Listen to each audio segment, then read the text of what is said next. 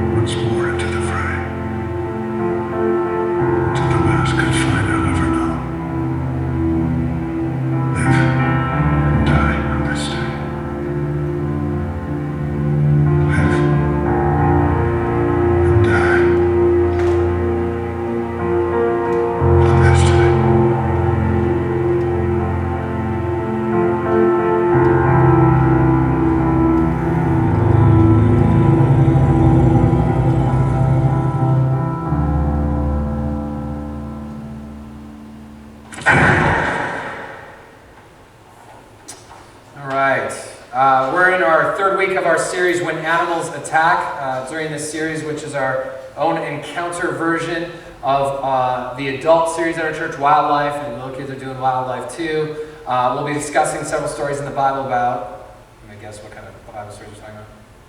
Animals. Just make sure we're tracking.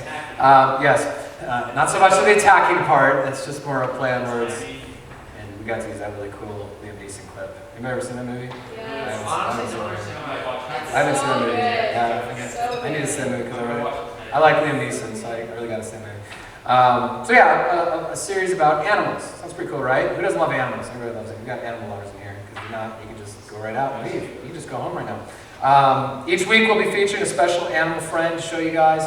We've already showed you a dog. Our high school pastor, Cham's dog, was here 2 weeks ago, and we had a python, a 13-foot python last week. And today we're going to get an endangered animal of the canine species, not a wolf, but something close like it. So be sure that you guys are here next week as we wrap up the series with another interesting animal. So you don't miss our special guest belonging to the animal kingdom. And bring a friend. Who was at Splatter Paint Party last week? Merge Night Splatter Paint Party, awesome. Yes, it was incredible. I think pretty much every J.High, almost every J.High student was pretty much here because there was, believe it or not, almost 250 7th and 8th graders here last Sunday night for Merge Night. Now our Gold Creek's been around for 20 years. That is by far the largest J.High event we've ever had, attendance-wise. Our previous record was 150 last year for our Ballers Heaven, the County Fest Ballers Heaven 3-on-3 basketball tournament. So that was pretty incredible having that many J-Highers here. There was actually, believe it or not, there was actually more J-Highers here at Merge Night last Sunday night than high schoolers, which is pretty impressive when you consider J-Highers are only 2 grades, 7th and 8th grade, and high schoolers are 4 grade, trying for 4 grades, yet there was more J-Highers here. I knew when me and Cham were on stage at the end, and when I said, "Where's our J-Highers at?" and I was like, "Wow!" Like, oh my gosh, how many are here? We were like thinking, it was like almost 200, it was almost 250, which is incredible. That's not even counting the 6th graders. There was a few 6th graders that snuck in. They're supposed to be here, but they're here. That's okay. So it was awesome, awesome, awesome. So a lot of you brought your friends. Like almost every student I saw that's a J.High student here or goes to our church had probably at least one. A lot of them had 3 to 5 friends with them. So we know that when you guys want to, you can bring your friends to church. So I'm going to use that to raise the bar this year for you guys. I'm going to expect you guys when we have Encounter Fest outreach events, even on Sunday mornings. I'm going to expect you guys to bring friends because I know you can. All right. So when people come to me and say, Adam, why do you tell them that they should bring friends? Why do you challenge them? They're just little middle schoolers. They can't handle it. They're little kids. You actually expect them to share their faith? Yes, I do. Because I've seen what you guys can do, and you guys stepped up in a huge way last Sunday night. So I want to see that. Okay? I know what you guys are capable of when you want to. You can bring your friends and talk to them about Jesus when you want to, okay? So I want to see you guys do that this year. Cool? Yes? Give me a hand. Yes? Okay, good. Yeah, Luke. That's good. Wonderful. That's right. That's good. All right. Last week, Rachel gave a message from Genesis chapter 3, the first book of the Bible, about how Adam and Eve rebelled against God, how Adam ate of the apple, even though Eve was deceived by the serpent snake. That's why we have a python in here. And how sin entered the world then because God said you can eat of any fruit of the garden, just not from the tree of the knowledge of good and evil. Yet Adam knew, even though his wife was deceived, he wasn't. He chose to disobey and defy God. And he cursed all of humanity because he was the leader. So he cursed all of us. And because of that, every person who's ever lived for thousands of years is born with this sin nature thing. Okay, that curse. It's called the fall. And that's where our sin problem in our world came from. All the nastiness in our world, all the crime, all the evil, all the child abuse, all the whatever, came from that first movement, that move away from God, the fall when Adam ate of forbidden fruit. So that's what Rachel talked about last week, and then she wrapped it up by talking about how Jesus came as God's rescue plan to save us from the penalty of sin. And he grew up and he lived a sinless life. He died on the cross for our sins at the age of 33, and he bled and he suffered and he died for us. But that on the 3rd day, on the first Easter, he rose from the dead. He was sin and death, and that's how we can accept him as our Savior today. We can be saved from the penalty of our sin and spend eternal life with Jesus in heaven. Wow, it's early today. All right. So our message today, going on with animals, is almost extinct. And so we're going to go right into it. Cody, you can go ahead and bring our friend right up here. What happened today? At this service, oh my gosh, we have a different one today. All right, so you don't get the canine family. We had a fox the other 2 services. Yeah, he got a little stressed out. Oh, did he? Oh, poor Tails. But this is cool. I wanted to say that I saw this. Hang on a second. Here we go. Wow, that's awesome. Bring my camera up here. This is cool. There you go. How you doing? So this is Louie. Let's go. Louie is a American alligator. They're native to the southeast United States, from Florida all the way over to Texas. Now these guys are really, really cool. Closely related to the crocodile. Who here knows the difference between an alligator and a crocodile?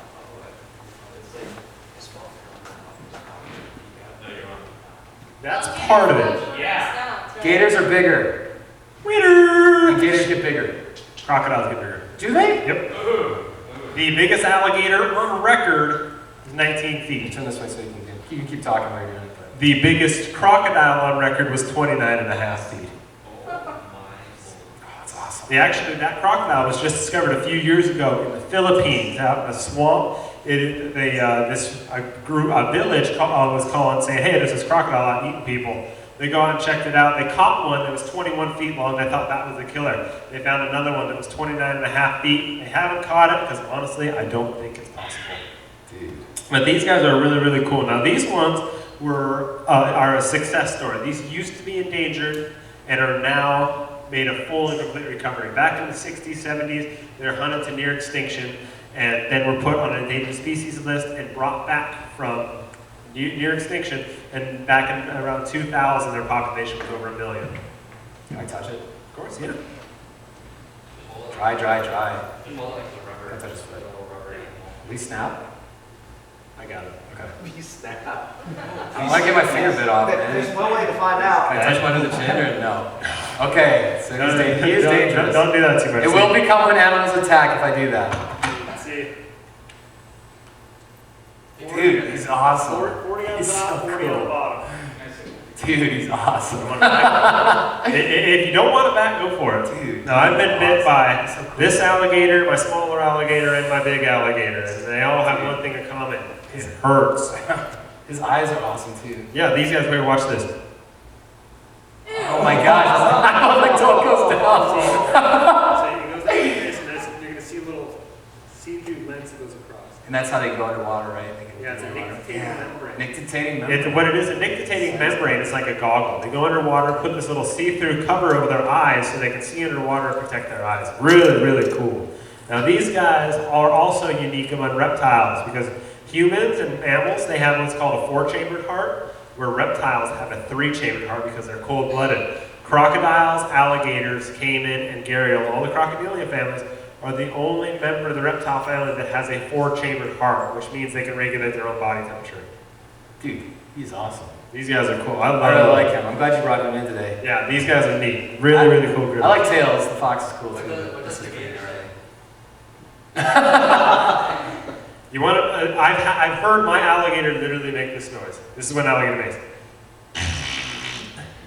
Like they do this gurgle thing. They'll do a bellow thing where they'll be like, and it'll be like, kind of like a gurgly thing. They also hiss and. He's so They- cool looking. Yeah, He looks like he's got a little smirk. He's like, yeah, I'll bite your the finger off. smiling alligator. That's it. Yeah, no, really. You stick your finger in there. I won't bite it off, really. That's what it looks like. Yeah, these guys. So how big the biggest gators get? The biggest one I reckon is 19 Florida? The feet. Florida ones get like I 19? think it's the ones, the farther west you go, the bigger they get. The Really, smallest- really, really? Florida has the smallest type. Really? So the biggest one in the world was found in Texas. So Louisiana is the home of the monsters, though. They have, their adult males there commonly get 15 feet. Those are the man-eaters, right? Oh, that's big. Yeah, they- I mean, there's only been a few recorded actual children, instances of any humans being eaten because alligators, unlike crocodiles, go after small prey. They like to eat something that can fit in their mouth. Birds, small mammals, fish. Crocodilians are the ones that actually will go after people more. I actually looked into it, did a project on it. They had 3 instances where people were killed and consumed by alligators. All 3 of those instances, the people were under the influence of drugs or alcohol. Yeah, I mean, So, and what had happened was all 3 of those people passed out unconscious on the side of the river. Alligator, hey, look, a dead animal, drug it into the water, and they partially ate it. Exactly, the death roll, Mike. So gators have been known to eat people in rare instances. Do crocodiles eat people too? Crocodiles are a lot more common. In Africa and Southeast Asia, they're a lot more Are common. gators only they're American? Or? There's 2 different types of alligators. There's one, the American alligator, and the Siamese. And the Siamese is native to China. Okay. Crocs though aren't. Crocodiles are, yes. They are American too. They have the American crocodile that you'll find along the Gulf. They're very uncommon. And there's also the Morelands crocodile that you find in Central and South America. See, I like him because he's small, so he doesn't look like he could kill you. Like the bigger ones. If this was a bigger one on the stage, I'd be like, just keep my distance. He's just cool looking. He's like scaled down because he looks as mean and as any of the biggest ones. He's just in like handheld size. So how big's he gonna get? My guess, it really depends if he's a male or female. I don't know yet. So the big one I have at home is a female, she'll probably get around 8-9 feet long, and that'll be about max. If he's a male or female, average males get around 10 feet, maybe 12 feet, which is still that's a 400 or 500 How old pound is he? animal right there. These guys are actually, you can tell how old they are by their length. These guys are hatched out around 8 inches and grow a foot a year. And so he's around 4.5 feet, so he's a little over 4 years old. Okay, and they live how long? These guys can live 70 plus years. Oh, like older than snakes, right? Yes, Oh, they're much older. Yeah, jeez. they're the longest living reptile than tortoises. Okay, so everybody get that, the difference between crocodile and alligator? I know the one, I always thought that the gators are bigger, but it's not. It's the wider snout, right? Yes. They have Alligators a have a wider- wider, shorter snout. Crocodiles have a longer, more Skinny. slender snout. And they have the nastier looking teeth, right? The crocs. Oh yeah, they got nasty. They have that teeth. skinny long one with the teeth going around. Yep. And crocodiles bite a lot harder than alligators do too.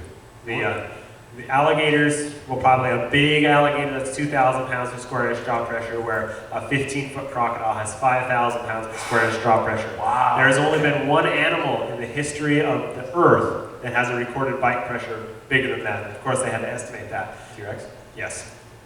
That was a guess. That was a guess. I didn't know that. And this is Louis, right? This is Louis. Yes. Louis. He's awesome. And what is his favorite food? I forgot to ask that. He likes to eat chicken, beef, rodents. I'd have to say it's his favorite though. But when he gets bigger,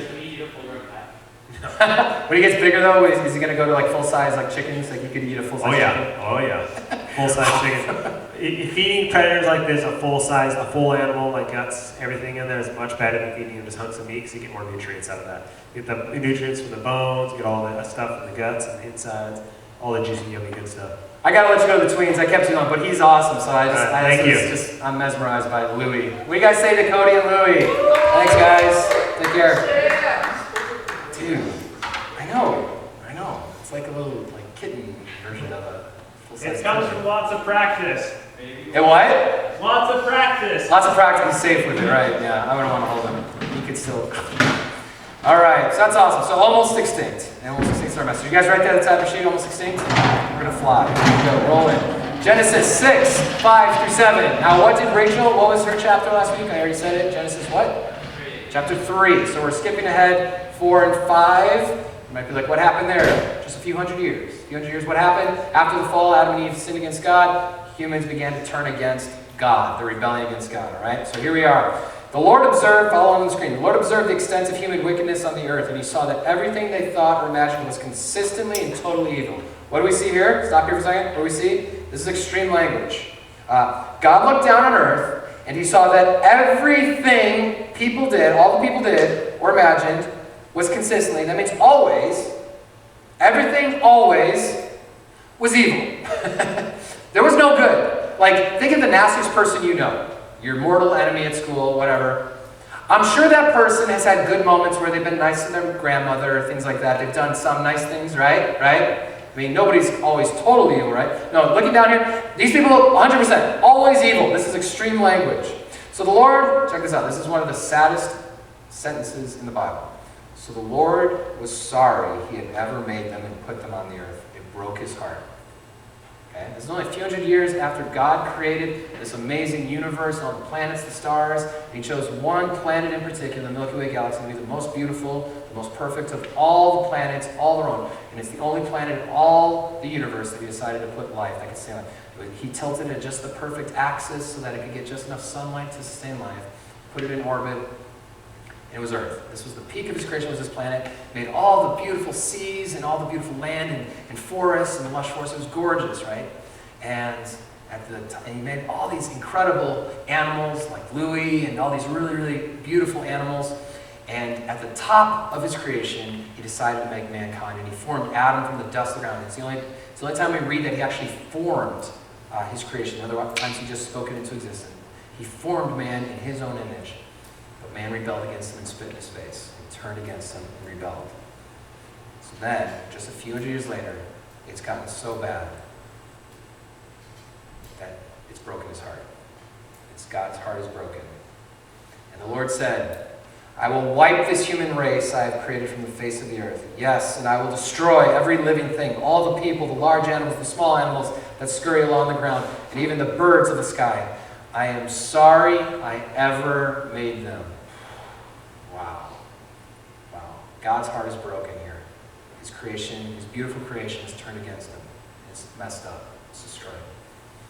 So looking at that and seeing how, now remember, the humans were ruining for everybody. It wasn't the animals and the vegetation and the trees and stuff that turned against God. No, it was the animal. It was his peak of creation, man, that rebelled against him. So man ruined it for everything else. Looking at how the earth was and how evil was, everybody all the time was doing evil. Do you think the earth deserved to be destroyed? I think so. When you look and you say that everybody at all times were evil, yeah, God had every right to destroy it. So what do we see here? Write it down. Number one, J.High, things aren't looking good. Things aren't looking good right now. All right? And in this time, with Noah, things aren't looking good. Well, guess what? Several thousand years later, looking now at our planet and the way things are, in our world, in our society, there's a lot of Christians who would say, things aren't looking good now in 2013. I have a few statistics for you to show this. Since 1970, the marriage rate in the United States has fallen by more than 1/3. And this was from 1996, so it's gotten even worse than that. 1/3 less people are getting married now than were then. And there's more people in America than there were in 1970, a lot more. That's not good. That's not good. Why is that not good, that people aren't getting married? Because marriage and the nuclear family, traditional nuclear family, one man, one woman married for life and their children, is the basis of Western civilization. It's been the basis of Western civilization for thousands of years. So that's not good. Because guess what? People are still sleeping around. They're still having babies. But these babies aren't growing up in stable homes. Since 1970, the number of children living in a two-parent home has decreased from 85% to 68%. They have a mom and a dad. Back in 1970, 85, almost 9 out of 10 people, almost everybody in America had a mom and dad. Now, living at home, it was 68%. That was in 1996. It's gone down even more than that. This might be down to about 60% now. That's not good. That's not good. Research shows that, and this is not Christian research, it's just a secular, non-Christian research, shows conclusively, without a doubt, that children do better in life when they are raised in a home with their mom and their dad. They do better. They do better in all ways. They do better in school. They stay out of, they don't get involved in as much criminal activity. They get better jobs. They get better paying jobs when they're older. They grow up more self-confident people, more healthy people psychologically. They do better. Children do better when they're in a stable home with their mom and their dad. So this is not a good thing that the number of kids living in a home with mom and dad is shrinking. And I know there's a lot of divorce in our church, and maybe that's some of you. You grew up in a divorced home, so you know what that's like. It's tough. It's not good. It's not a good thing. From 1999 to 2010, this is only an 11-year span. This is very short time. The suicide rate among Americans aged 35 to 64 rose by nearly 30%. That's huge in just 11 years. People are a lot more depressed than they were just a little over 10 years ago. They're killing themselves in huge numbers. And then, probably, in my opinion, the sign that things aren't getting better, things are getting worse in our society, probably, is, in my view, is the greatest American atrocity is abortion. Since abortion became legal in the United States in 1973 with Roe v. Wade, 55 million babies have been terminated. That is, 55 million viable human beings' lives have been snuffed out through abortion on demand. 55 million with an M. Think about that. There's only about 315 million Americans today, people in America today, over 300 million. 55 million have been wiped out because of abortion. It's an American genocide. That's not a good thing. Drug use, especially among young people, is rampant and a growing problem. The world economy is weak, and terrorism is a modern plague on the world. Modern polls in America show that people are very pessimistic. They're not optimistic about the future. They think America's best days are behind us, not in the future. That's the first time in American history that's been true. Depression is at an all-time high in our country, as you can see from the suicide statistic. Even though 250 years ago, a little less than, I guess, 230 some years ago, almost 250 years ago, the United States was founded, 1776. And we were founded by Christians as a Christian nation. Almost all of the founding fathers were God-fearing, if not Christian men. We were founded as a Christian nation. Today in 2013, Christianity is being diminished and attacked in our country like never before. Christianity is not welcome in the public sphere anymore, in our public society. You guys know this from public school. Jesus is not welcome. Christianity is not welcome. Not just in public schools, but anywhere in public. Things have gone so far as the people have tried to stop saying Christmas. Because it's talking about Jesus Christ. It's Jesus. That's offensive to our secular progressive world. No. Christianity and religion have no part to do in our modern, secular American society. That's not a good thing. That's a bad thing.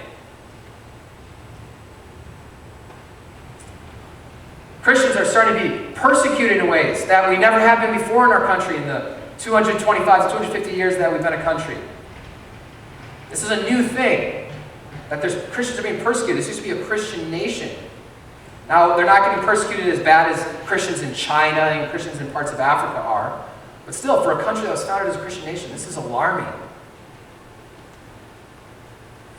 10 years ago when I was in college at Indiana Wesleyan University, my freshman year, 1 week into my college career, my freshman year, was 1 week to the day before 9/11. So 9/11, September 11, 2001, our terrorist attack on 9/11 happened. I'd been in college for 1 week to the day. That affected the rest of my college career. Initially, obviously, there was shock, and everybody was upset that we were attacked by terrorists. But it kind of gave way to a kind of an optimism, strangely, because what happened after 9/11, I know you guys were little kids back then, so you probably don't remember, is that church attendance shot way up in the weeks after 9/11. People started coming back to the church. They started turning back to God. I can remember driving on the freeway and looking at construction signs on the side of the road that would say, "God bless America." Like, wow, what happened to God not being welcome in our society? Like, oh, this is really cool, what's happening? At the time, we had an evangelical Christian president like us, George W. Bush, so we're like, wow, Christians are in power, this is kind of cool. We're seeing this new merging of politics with Christianity. We're gaining power, we're gaining influence in our country.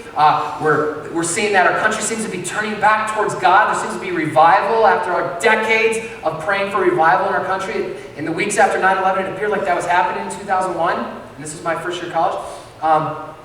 It gave way to kind of an optimism in my years in college. I can remember sitting in a Christian history class about Christian history, and my professor was talking about how he believed the world was getting better. Now, he studied history, and so he's looking all throughout the years, and he's looking at the Middle Ages, they had the bubonic plague and everything. We have advances in medicine, and now look, and Christians are getting influence in our country, we're getting power, we're going to clean up the world for Jesus. That's the kind of thing they used to say at my school at Indiana Wesleyan. We're going to clean up the world for Jesus. We're going to become world changers. And that was a big thing at Indiana Wesleyan, was to challenge each and every student, they still do, to be world changers. And we do that here at Gold Creek too in our internship program. I don't know if you've seen that before. As you walk out today, you can look. One of our intern posters says, "Become a world changer." It's the same as Indiana Wesleyan. I've been hearing that for over 10 years. Like they still have from IW. To be a world changer. Why? Because as Christians 10 years ago, we believed that we could win the world for Jesus. We could turn things around. Christianity can win the culture war. We're winning the culture for Jesus. Fast forward 10 years to today. Not so much now. We don't hear a lot about that anymore. Because things have shifted dramatically in just over 10 years for Christianity in our country. Now church attendance is dropping in our country. People are becoming less religious, less about Jesus. The evidence is clear as we looked at those statistics that the world is getting worse. But is our world as bad as Noah's? Let's take a look. Back to Genesis 6, 8 through 9. Make sure you guys write the verses down. You don't have to write the actual text now, but write down the location. So you can Google it when you get home or look it up in your Bible. But Noah found favor with the Lord. So everybody else is sinful. There's this guy named Noah. Maybe you've heard of him. This is the account of Noah and his family. Noah was a righteous man, the only blameless person living on earth at the time, and he walked in close fellowship with God. He was a righteous man. That means he was right with God. He wasn't living in rebellion against God. And he was the only blameless person living on earth at the time. There's that extreme language again. There's one good man in the world who's not rebelling and turning his back on God. One guy is living for God. One. And he walked in close fellowship with God. So, as bad as our world is becoming today, is it as bad as Noah's? No, clearly not. No, because as outnumbered as we can feel as Christians today, we definitely are a minority in our country, and a growing minority in our country. And maybe at your public schools, you feel like you might be the only Christian in your school and stuff. We know there's not just one Christian in the whole world, one person living for God in the whole world anymore, okay? So it's not as bad as Noah's day. That's how extreme it was back then. So let's look at number 2. Thank God for Noah. Thank God that there was at least one person who lived for God and wasn't living against God. So write that down, guys. Number 2, thank God for Noah. I want to see you guys ready. Thank God for Noah. We read from this verse that Noah had a close relationship with God when every other person in the world was in rebellion against him, spitting in God's face. So my question for you, J.High, is this. Would that be true of you? If a few thousand years from now we look back and we say that you were the one righteous person living for God? Would God choose you like he chose Noah? Or would you just slide along with the crowd and do what everybody else would do? We also read here about relationship versus religion. We talk a lot about this in the New Testament with Jesus, about having a personal relationship with Jesus. But we see it all the way back in the Old Testament. Genesis, the first book of the Bible, centuries before Jesus showed up on the scene. He came down to earth as a baby, which we read about in the New Testament. Here we see it with Noah, relationship versus religion. You see, a lot of people are about religion. Some of you might think this. I'm at church, aren't I? That means I'm a religious person. My parents say they're Christians. I'm their child. That must mean I'm a religious person. On Facebook, I say that I'm a Christian when it asks what my religion is. I appear to be a religious person. I own a Bible. Don't read it, but I own a Bible. That means I'm a religious person, right? Religion, the rules, following the things. Oh, look at this. I'm in church. I'm being religious. No. What is it about, according to Noah? It's about relationship. It's not about religion. It's about relationship. We talk about this a lot in J.High. Doing all those things, that's great. But it doesn't mean anything. It doesn't mean you're a Jesus follower. It doesn't mean you're going to heaven. No, the only way that we know that you're a Jesus follower, you have a relationship, is by having a personal relationship with Jesus Christ. I accepted him as your personal Savior. We see this with Noah. He had a relationship with Jesus. In the NIV, it says that Noah walked with God. We see that only in one other place in the Old Testament. And it was before Adam sinned. Adam walked in the garden with God. It's having that personal one-on-one relationship with Jesus. That's why it's not enough that just because your parents are Christians, well, I'm their kid, doesn't that mean I'm a Christian? No. You need to make the decision for yourself. I was just talking with a parent whose daughter just got baptized in our last service, and he was saying it's so cool to see how when she's in 7th grade, she's embracing her faith as her own. I said that's what adolescents do. That's why I love middle schoolers. They're just coming to that age now where they're saying, it's not enough for me to have mom and dad's faith. It's got to be my faith. I have to buy it myself. That's right. Personal relationship versus religion. Do you guys see that, J.High? The difference? Religion versus relationship? Thank God for Noah. Thank God for our volunteer leaders. We've talked about in J.High from time to time about how our society has abandoned middle schoolers as a generation. Maybe apart from senior citizens, you guys are the most despised age group in our society. It's true. I've heard countless adults say, oh my gosh, worst years of your life ever. 7th and 8th grade, middle school, oh my gosh. I actually had a parent come up to me last year, I'm not making this up, come up to me last year and say, Pastor Adam, thank you for what you do. I don't know how you do what you do. You could not pay me enough to hang out with middle schoolers. So I mentioned this was a parent of a middle schooler who told me this. Yes. My seminary professor, Chap Clark, used this term, abandonment, and how our society has abandoned youth, especially middle schoolers. Some of you might know this, and you just didn't know that term. How many of you guys have gone into the mall with a group of your friends, middle school friends, without an adult, and you've walked into a store, and immediately the manager starts watching you? You might push through your piece like, Jimmy, we have a code 65. What's a code 65? Unaccompanied middle schoolers. That's no good. Get over here and follow them around the store. Okay? You guys have that? Have you had people follow you around stores before? What is that? Even though you've never committed a crime in your life, and I've seen this happen, it's hilarious. I get a laugh out of it. It's not fun for you guys, but I think it's just funny because you guys have never committed a crime in your life, but they say, hey, you're middle schoolers, that means you're a criminal. You're going to steal. You're up to no good. Nobody's with you. So you're up to no good. What? They're judging you, right? And it sucks. It's not fun. But thank God for our volunteer leaders because they stand apart from the crowd, just like Noah. They're different from everybody else. They care about you. They love middle schoolers. They love pouring into you and pointing you to Jesus. So let's have our volunteers stand up, our volunteer leaders stand up. Let's give them a round of applause. Yes. Joe in the back, stand up in the back. Yeah. Michael's in the back too. Now, they didn't get into this to get applause like this and a pat on the back. Well, it's good for us to do this once in a while. We don't do it much. That's not why they got into this. They got into this because they care about middle schoolers. They stand apart from the crowd. They're like Noah. They don't follow around all the other adults and other high schoolers that don't like middle schoolers. They care about you guys. They love you guys. Moving on, verses 10 through 14. Noah was the father of 3 sons, Shem, Ham, and Japheth. Now, does it say that, did it say that there was 4 godly men in the world at this point? How many? Just one. So we're not counting his sons, I guess, then. And later we find out, no, these were not godly men. His sons were not godly, but Noah was. Now God saw that the earth had become corrupt and was filled with violence. God observed all this corruption in the world, for everyone on earth was corrupt. There's that extreme language again. Everyone on earth was corrupt. Ouch. Every person. Now, is there a lot of evil and corruption in our world today, in our society today? Yeah. I just saw a movie on Friday called Prisoners. It's awesome. I loved it. Maybe your parents will see it. It's a great movie. It was about these people who kidnap children. And their whole goal for kidnapping children is to get back at God. That's the whole movie. Evil, right? Evil. Oh yeah, evil. So yes, and it's a movie, but there's real people that do that. There's real evil and corruption in our world. But is everybody really evil and corrupt in our world? Not everyone, no. Yeah, we all have a sin nature, we're all messed up, we're all sinners, but evil and corrupt, no.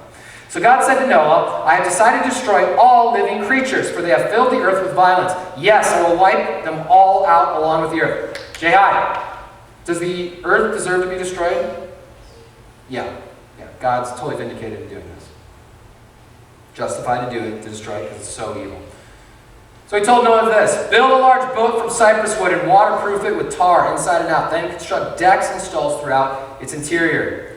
Verses 19 to 22. Bring a pair of every kind of animal, male and a female, into the boat with you to keep them alive and fun. Is this starting to sound familiar, this story? Maybe you heard it when you were a little kid. Maybe you saw it on TV. So Noah did everything exactly as God had commanded him. There's a new movie coming out with a famous actor named Russell Crowe. Big, multi-million-dollar budget film. Big film coming out next year. Called, drum roll, what's the story called? Noah's Ark. Noah's Ark. There it is. That's actually an exact replica of what they believe the size and everything was. They don't know exactly how the roof was pitched and the angle of the front. But they know the size because that's in the Bible. God said, make it this size, and Noah obeyed. This is actually in the evangelical Christian Disneyland of the world. It's located in Hong Kong, randomly in Hong Kong. I don't know why it's in Hong Kong. But it's so if you're ever in China, you can go stop by the little Christian Disneyland.